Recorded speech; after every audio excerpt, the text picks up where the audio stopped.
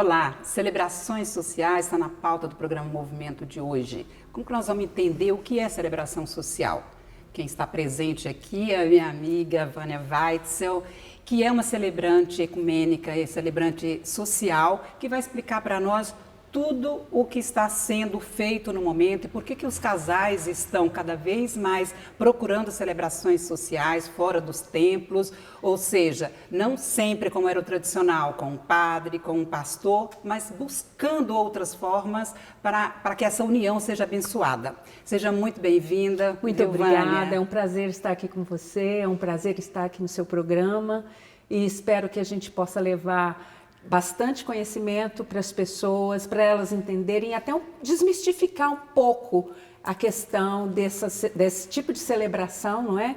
Onde muitas pessoas nos tomam como aventureiros e, na verdade, existe toda uma formação, toda uma preparação para que a gente tenha embasamento para poder atender esses noivos. Falando nessa formação aí, já vou mostrar um pouco aqui do currículo da Vânia, é mestre em educação, tem curso superior em história e em teologia, além de outra que nós vamos falar no decorrer do programa, mas foi fazendo teologia que você despertou para essas celebrações ou foi o inverso? Não, foi o inverso. Eu despertei para a necessidade de ser uma celebrante há 23 anos atrás. Aliás, vai completar 23 anos agora no mês de agosto. Eu fui a um casamento espírita e na doutrina espírita não há rituais, não há esse tipo de celebração.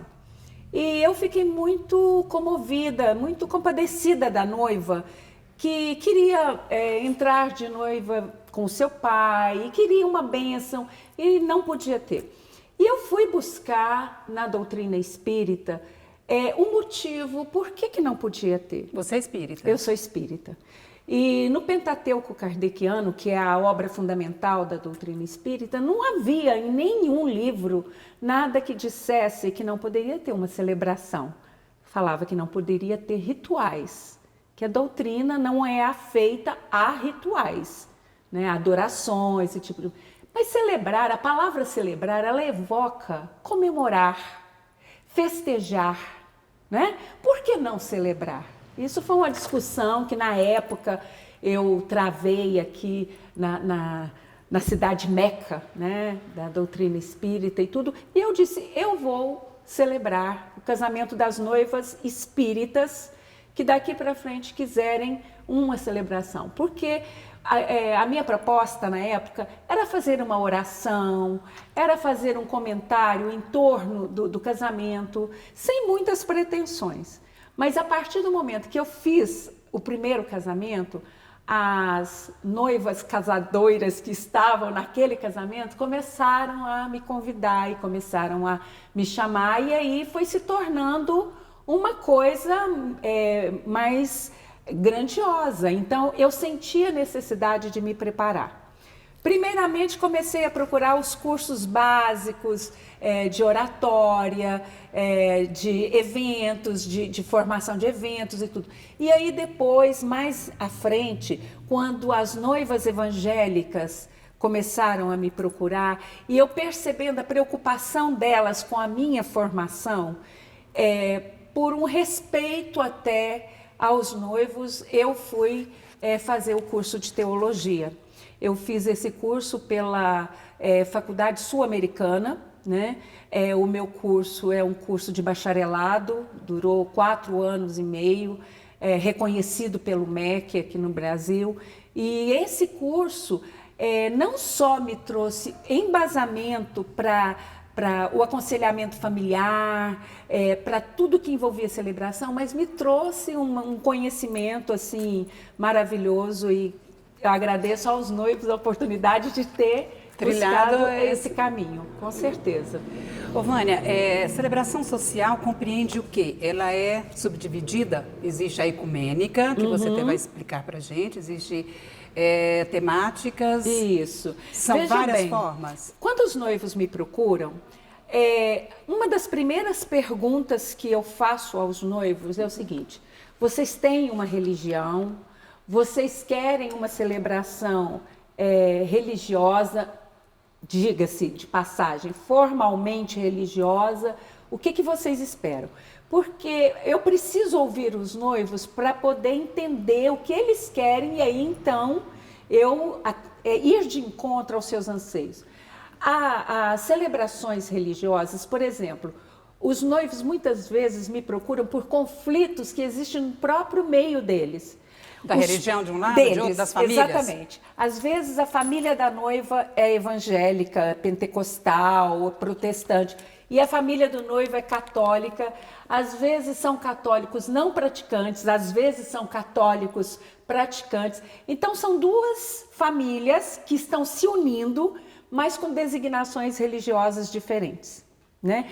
Nesse caso, eu ofereço o ecumenismo, tão defendido pelo Papa Francisco. Então, né? Vamos dar uma pausa aqui para você falar ecumenismo. O que é ecumenismo? O que é ecumênico?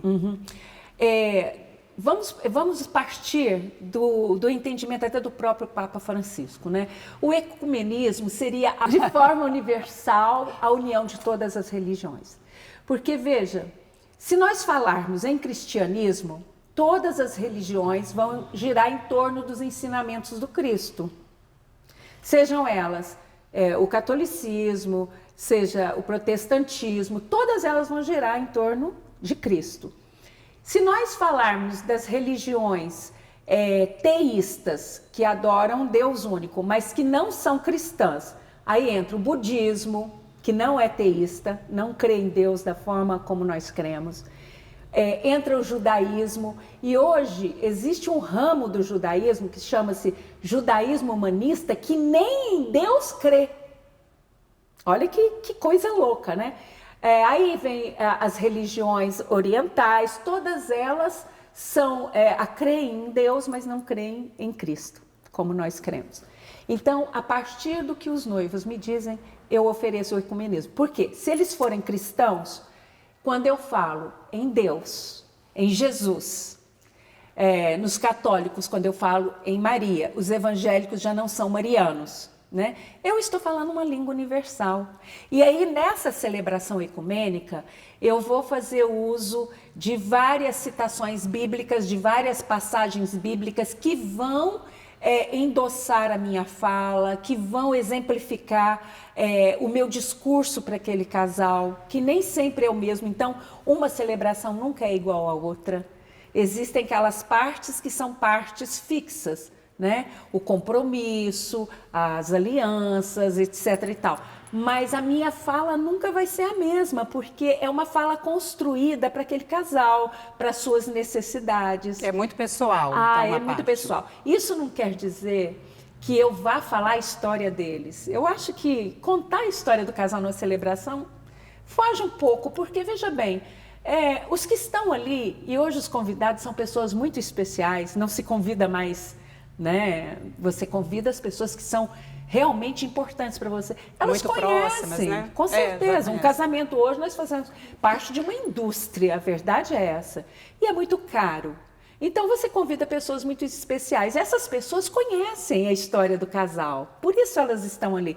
Não há necessidade de eu ficar contando a história durante a celebração, né? Vânia, aí você amparou aqui a minha pergunta, que é sobre valores, né? Essa indústria do casamento.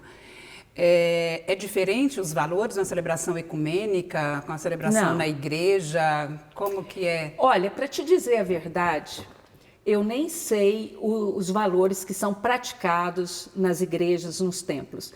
Eu sei que existem taxas diferenciadas para celebração, para ornamentação da igreja, para utilização do espaço, coisas assim, mas não sei te dizer, né? Eu faço parte de um grupo de celebrantes. Você sabe que eu divido residência entre Uberaba e Brasília, né?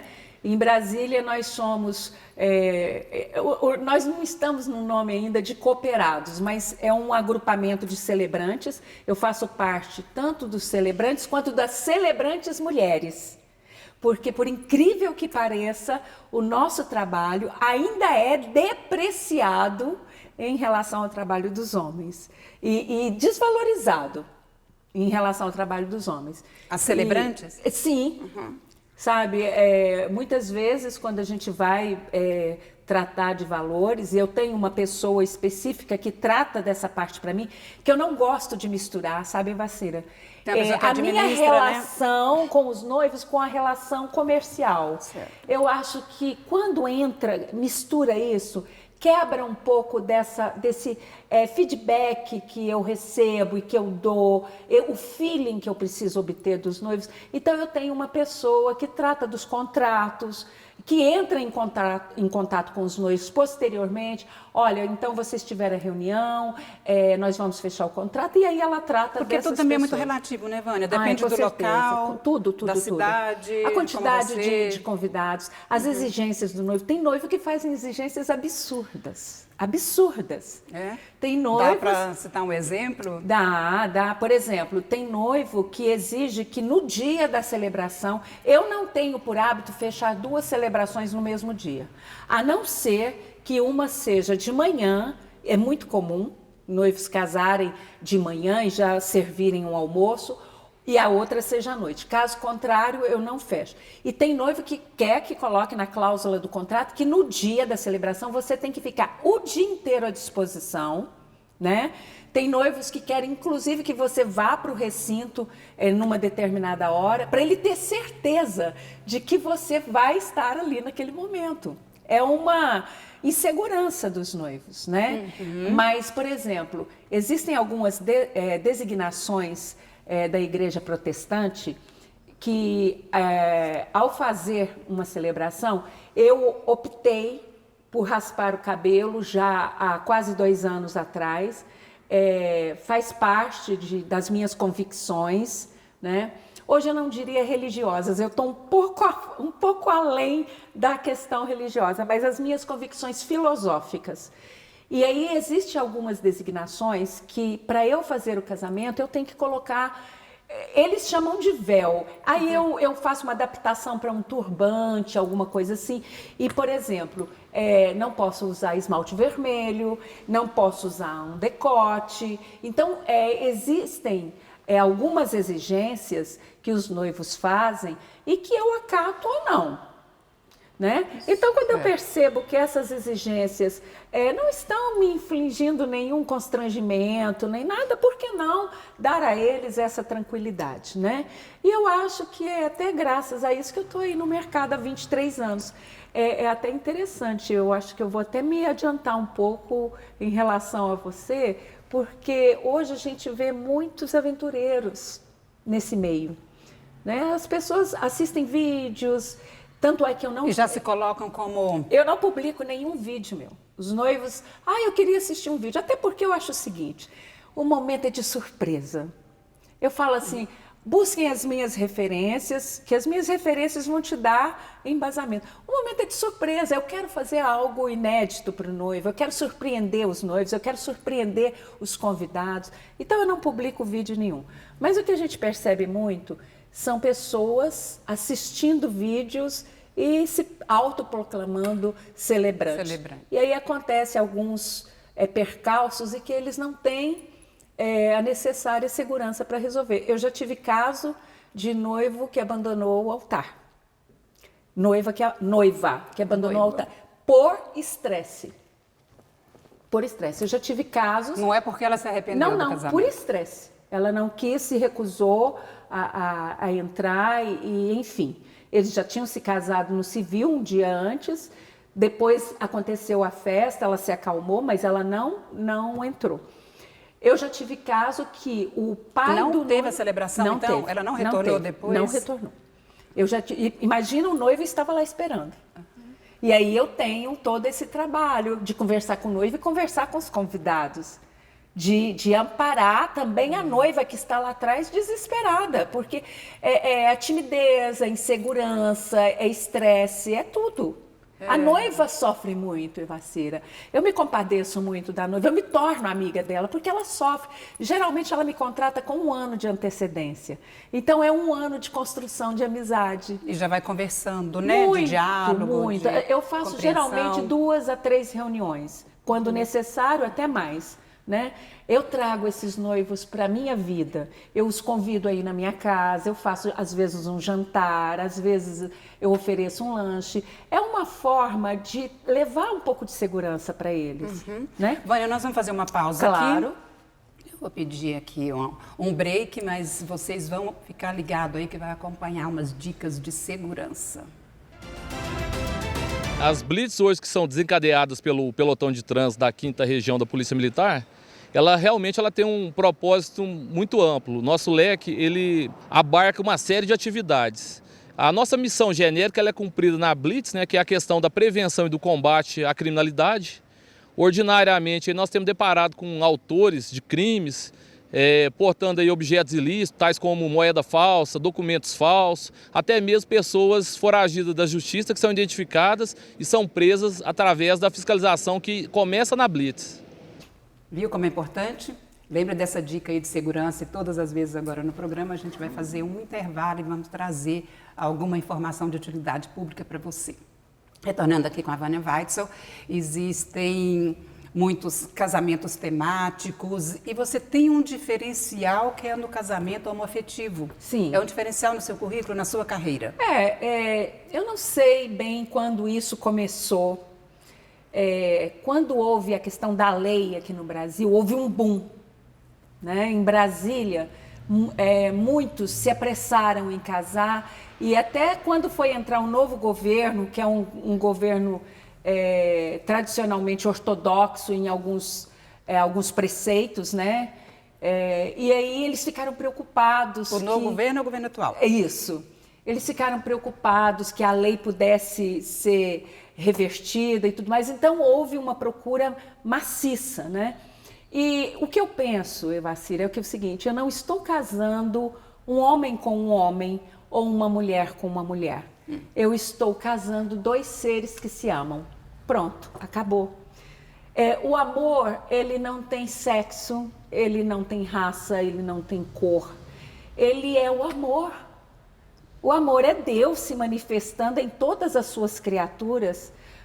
Quando eu amo um animal, quando eu amo um ser humano, quando eu amo a natureza, eu estou manifestando Deus que há dentro de mim e estou externalizando esse Deus.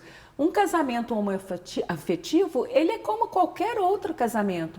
São duas pessoas que se unem por terem a convicção de que se amam. E eu vou te dizer mais uma coisa. Se nós olharmos as estatísticas de separação, nem vamos falar das estatísticas oficiais de cartório, não. Porque se a gente for olhar isso, os casamentos homoafetivos são muito recentes na história da lei brasileira. Mas vamos olhar de separação, né? Os casais homoafetivos, os seus casamentos são muito mais perenes, muito mais duradouros do que os casamentos héteros. Então, você começa por aí, sabe? Não há que ter nenhum tipo de restrição. Eu conheço celebrantes em Brasília que não fazem. É um direito deles. Eu, por minha vez, eu não tenho nenhum problema. Essa celebração, Vânia, a homoafetiva, ela equivale como se fosse da igreja, do padre ou de um pastor? Ou ela tem o cunho civil também? Qual que é a validade dela, assim, oficialmente? Não, no aspecto religioso, ela vai ter o diferencial que os noivos professarem. Se eles forem católicos, nós vamos fazer uma celebração ecumênica que foque mais no dogma da Igreja Católica. Enfim, nós vamos procurar atender as expectativas dos noivos em relação à sua religião, né? Agora, no que diz ao aspecto civil, geralmente os noivos procuram um cartório, né? Nós, como celebrantes, nós podemos ser ministros de ritos, né? Eu estou fazendo um curso agora em Brasília. Como ministro de rito, o cartório me cede a ata e eu posso levar a ata até o evento para eles assinarem. Para eles assinarem e retorno a ata para o cartório no primeiro dia útil subsequente ao evento. Isso como ministro de rito, né? Porque eu não sou juiz de paz e só o juiz de paz poderia fazer, né? Mas geralmente os noivos facilitam esse processo já fazendo o casamento no civil anteriormente. No cartório.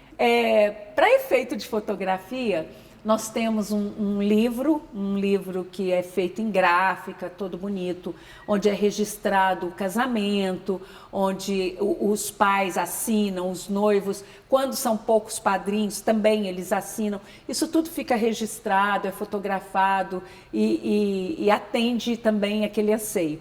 Quantos casamentos você já fez? Você sabe? Menina, eu já estou casando filhos de noivos meus. Sério?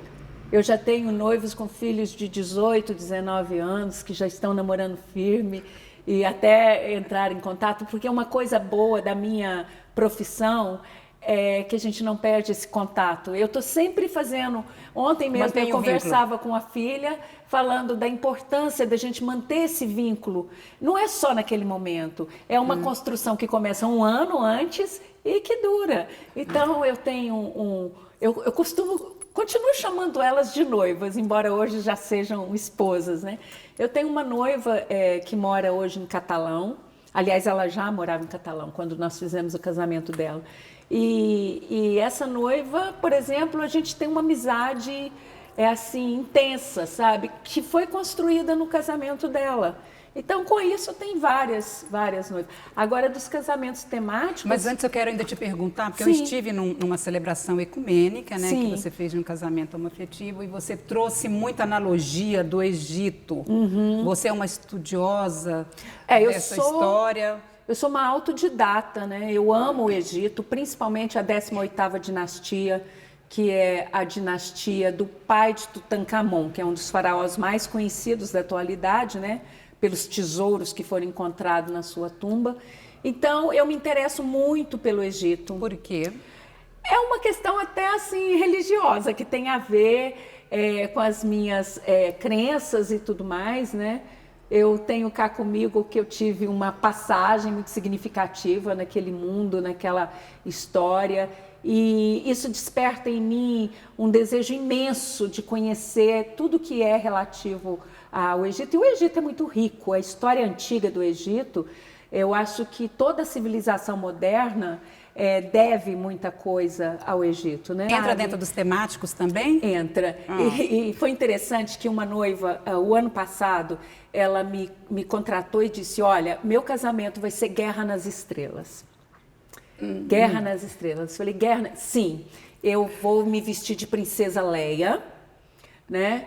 E o noivo não podia vestir-se com a roupagem do príncipe, porque ele era um general, então ele tinha que ir a rigor, vestido militar, né? Mas e o cenário? Todo. E lindíssimo. E de um bom gosto incrível, né? Foi num lugar em Brasília que se chama Spazio Vila Régia, que é maravilhoso, ao ar livre, com cachoeira, com tudo. Todo dentro da temática. As alianças foram levadas pelas espadas de força.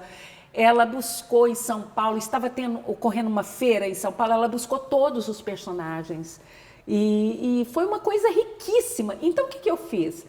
Essa celebração bem inusitado, né? E tinha que ser diferenciada. Eu fui estudar toda a Guerra nas Estrelas. Não só assistir os seriados que eu não tinha assistido, mas entender por que o autor escreveu Guerra nas Estrelas. E eu encontrei elementos maravilhosos. Essa noiva é uma doutora em política. Por que ela queria Guerra nas Estrelas? Por exemplo, uma coisa que eu descobri, era uma coisa da infância? Só para ilustrar. Aquele robô dourado, o autor, quando compôs aquele personagem, ele pensava na emoção do ser humano, porque o dourado, ele é todo cheio de questionamento, de dúvidas, ele é embaraçado, ele tropeça, e o baixinho, que é o prateado, que é o robô que não fala, só apita, ele é a razão, e os dois são inseparáveis. Você já assistiu algum filme? Já. Eles são inseparáveis, a razão lá embaixo, a emoção aqui em cima, mas os dois sempre juntos. Com certeza você trouxe essas informações para celebrar. E qual outro, Vânia? Sabe? Temático. Olha, Cinderela. A noiva queria um casamento de Cinderela. Com a carruagem. Bom, a gente pensa assim que isso é muito mais comum, propício uma festa de 15 anos, né? Sim, mas é o sonho dela. Sonho, né? É o sonho dela. Eu já fiz casamento cigano, sabe? Com toda a ambientação cigana. Eu já fiz casamentos árabes, com toda a ambientação árabe. Então, você tem que se adequar ao sonho da noiva. Não é o meu sonho, não é o que eu quero, não é o que eu acho que é certo. Agora, nós temos o cuidado de não esbarrar, né, naquilo que é o excêntrico, mas que foge do bom senso, ou em alguma coisa que poderia ferir a suscetibilidade ali de algum convidado. Então, a gente tem muito cuidado com isso. E você tem visto, então, que as pessoas estão mais livres para fazer essas escolhas, nesse momento que é um momento sagrado, né, da união com uma outra. Por exemplo, o fato das noivas não quererem as celebrações dentro dos templos religiosos. É uma quebra de tradição ou é mais que isso? Não, está muito mais ligada na forma como elas adoram a Deus atualmente. Então, Deus não está restrito a 4 paredes, né? Ele está no todo. E elas querem casar num ambiente aberto, no céu aberto, ali na tarde, no entardecer, ou na noite, com um manto da Via Láctea ali debruçado sobre eles. Na praia, muita gente está Na praia, eu já fiz vários casamentos na praia. Inclusive, fui contratada para fazer um agora. A semana passada me contrataram para fazer outro na praia. Então, assim, eles querem a natureza como testemunha. Você entendeu? Não é modismo, Vânia? Não, eu 23 anos fazendo esse tipo, já passou da época de ser modismo, né? Eu acho que é uma tendência que veio para ficar. E mais importante disso tudo é dizer que nós não estamos concorrendo com as igrejas, nem com os templos, nem com os padres, nem com os pastores, porque eles têm o público que continua. Você vê que todos os sábados as igrejas estão também abarrotadas com casamentos, com cerimônias, sejam elas igrejas católicas ou evangélicas, enfim, não importa, né? Então não há uma concorrência aí. E agora eu tenho feito também os casamentos budistas. Então esse tem sido de um ano para cá, eu já fiz 3 casamentos, não totalmente budistas, porque os noivos um era budista, o outro não era, casamentos judaicos, um era rabino, a noiva era católica, então tem essa miscigenação. E a gente vai procurando se adaptar. Agnósticos? Agnóstico, muito. São os casamentos mais difíceis que eu faço. Casamentos de pessoas que não acreditam em Deus, que não tem nenhuma religião. Que referência você traz, então? Eu sempre, quando eu vou para um casamento, para uma celebração, eu faço uma minha oração em casa. E eu converso com Deus e digo a Ele, todas as vezes que eu falar a palavra amor, é ao Senhor que eu estou me dirigindo. E aí vai, né? Mas eles proíbem. Eles colocam no contrato. Não quero nenhuma alusão a Deus. Não quero nenhuma abordagem religiosa. Não, e eu tenho por hábito, o tempo todo eu falo, graças a Deus, graças a Deus, graças a Deus. Então, aí você vai se policiar. Eu tenho que me policiar, sabe? Porque naquele momento eu estou sendo profissional. Então eu tenho que atender as expectativas de quem está me contratando. Mas dentro de mim não muda nada, eu continuo sendo aquela pessoa que tem fé imensa em Deus, 100% de fé. Minha fé é ampla, geral e irrestrita, e Ele sabe disso. E acho que é por isso que Ele me abençoa, porque mesmo nesses casamentos entre ateus e agnósticos, a palavra amor substitui a palavra Deus. Né? Vânia, você foi professora durante muito tempo, atuou em várias disciplinas de gestão e de planejamento, em organização de eventos rurais, de leilões, e hoje você está numa outra fase, parece assim, muito feliz, né? O que desse anterior que você ainda pratica hoje? Olha, eu acho que tudo que eu vivi até hoje serviu de embasamento.